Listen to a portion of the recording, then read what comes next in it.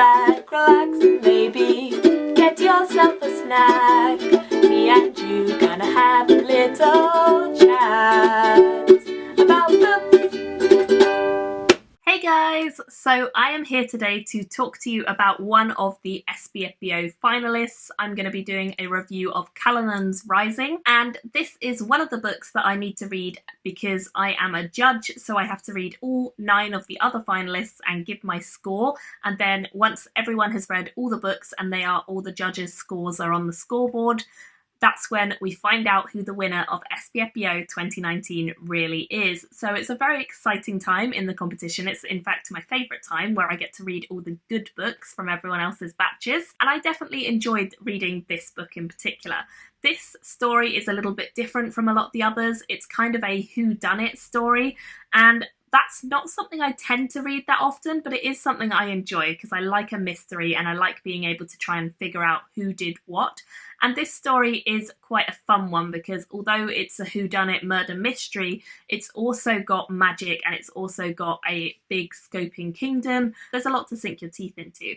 We mainly follow the King's Champion, who is called Brannon, as he investigates the murder of a prince.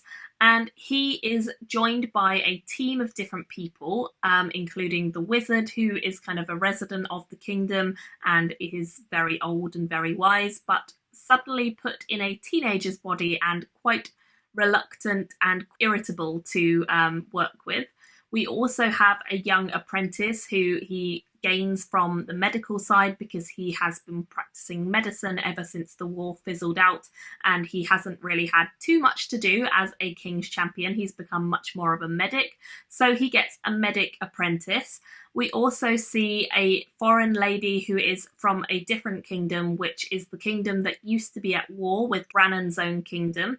And this young lady is there to try and negotiate a trade deal about the silk from her empire. And we also just have quite a few townspeople who get involved as the book goes on as well. People who are like priests and various things like that get involved later on. So mainly we're focused on Brannon, but we also focus on the bereaved wife of Kalanon, who is suffering.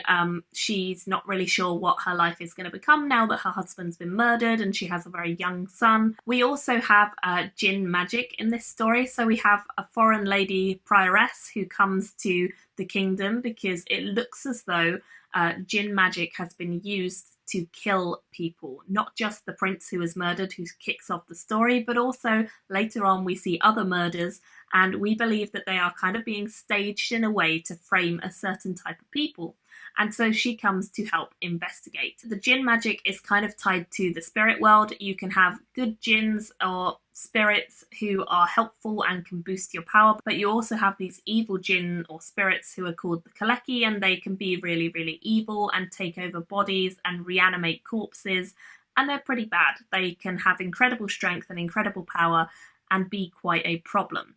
So we follow the story of these murders that are happening, and we follow the adventure of these characters who are trying to follow this trail and uncover who it is doing these murders. And every time they think they get a lead, something else happens. The mystery is a strong one, and although I think you can see snippets about who might have done it from a bit earlier than the reveal, I do think it was a fun adventure story, and I didn't mind sort of knowing a little bit of where we were going because I think it still had a lot of fun elements to it.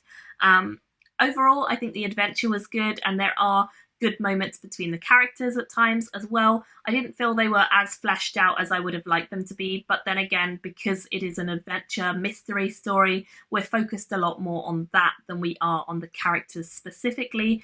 I do think there's a lot more to come. Again, there were some surprising moments in this that I didn't see coming, not necessarily the main surprise, but some other little surprises that the authors sprinkled in that I didn't see coming and that I was intrigued enough by to potentially pick up the next one in the series and find out more. And I ended up giving this book a 4 out of 5 stars, which is 8 out of 10 for SPFBO. And I definitely think it's one a lot of people would enjoy. I'm not sure how much it's going to stay with me over a long time period, but in short term, I really enjoyed it and I thought it was a good read overall. So yeah, definitely one I think a lot of you might enjoy if you're into sort of murder mystery style stuff.